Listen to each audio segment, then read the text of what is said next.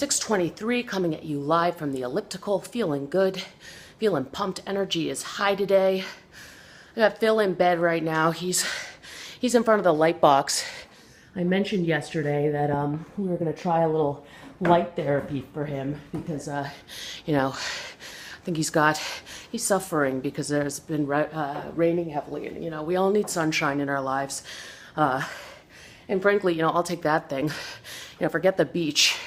Give me a stack of People magazine, some vitamin water, and the light box, and I'm happy for hours. So Phil, you soak in the rays, feel good, you get that mojo back.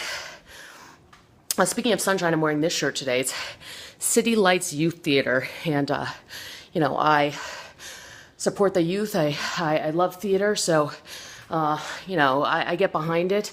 As I get the message across with this shirt, and I particularly like this shirt because it's got the little buildings, and I like to imagine, who might be living in these, I'll think, oh, maybe that's a Ted Koppel's triplex, and look, oh, it's a Brad and Angelina and all their children.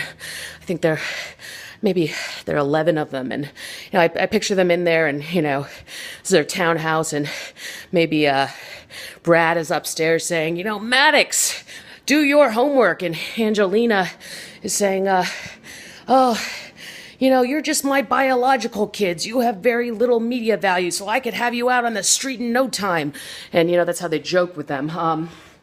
And I like to do that. It's good for the imagination. And also, I like to think about celebrities, and it's kind of boring to think about regular people. So pump-up song of the day is Pixies' Debaser. Got me a movie, I want you to know. Slicing up eyeballs, I want you to know. Girl, it's so groovy, I want you to know. And that is Black Francis, one of the great voices, very melodic. And, that is, obviously a very thinly veiled critique of the Reagan administration. But, speaking of the U.S. and nations in general, the World Cup started last night. I went out to eat at a restaurant where they were showing the World Cup, and it's a great way to eat a meal, where they're showing a sporting event. Because, it cuts through a lot of that, like, oh, how are you doing? What's new in your life? It's, a lot of, which ends up turning into, like, a lot of complaining. And no, I'm not complaining. I got nothing to complain about. I don't really want to hear anyone else's complaints. That's good. You hear a lot of like, oh, goal, Brazil, and it's kind of, you don't have to really focus on the conversation you're having.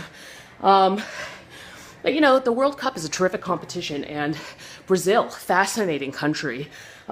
It's one we know so little about, or at least I know so little about it. It's got, the Carnival and Rio and, that great Afro-Brazilian music and, Portuguese, a language that, really, no one knows anything about. No one really speaks it that I'm aware of. So fascinating all on its own. But, some great things we can learn from the World Cup, and that's what I want to talk to you about today. Like, what are the lessons of the World Cup? And the first and most obvious is, nationalism. Nationalism is great. It's great for your country. It's great for the world. I think that there is nothing better, for international relations than to, take two different countries, pit them against each other in a sporting event, and then have them duke it out to decide who's better. And, then the fans, they can, cheer for their team against the other. I always cheer U.S., unless we're playing a team that's beating us. It's very depressing to cheer for a loser. But it's great. It also allows you to rank, the other countries in order of preference, Cameroon, I prefer Cameroon to Croatia. And, it's important to know that. So, great for the world is, nationalism, country against country competition. So that's number one. Two, winning matters.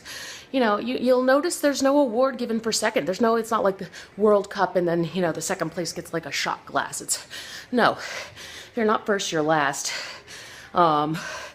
You know, we learned that from that is a great Will Ferrell movie about race car driving. So that's number 2, win, or, you know, go home embarrassed. And number 3, I think the third lesson that we can learn from the World Cup is stay under the radar. The U.S. team really got that. You know, they're like, I'm going to play a sport. I'm an athletic person. I want to play a sport that, you know, no one in the U.S. really watches because I don't want the limelight. So, you know, once every 4 years, they get a little bit of an acknowledgement.